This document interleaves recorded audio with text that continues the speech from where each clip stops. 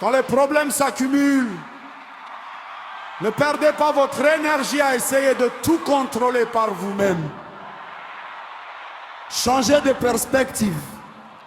Prenez chaque jour un moment de silence et de prière pour confier la situation à Dieu. C'est en arrêtant de vous débattre que vous permettrez à la puissance du Saint-Esprit de vous soulever au-dessus de la tempête. Oh, when problems pile up, do not waste your energy trying to control everything on your own. Change your perspective. Take a moment of silence and prayer each day to hand the situation over to God. It is by ceasing to struggle that you allow the power of the Holy Spirit to lift you above the storm.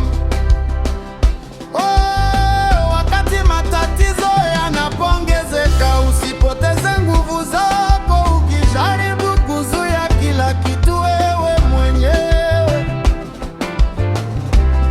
Badilisha mtazamo wako, chukua muda mfupi wa utulivu na maombi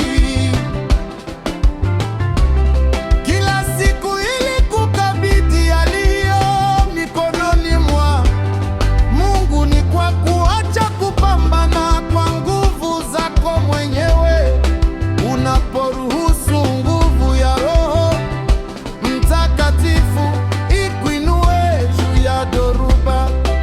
Oh, yeah.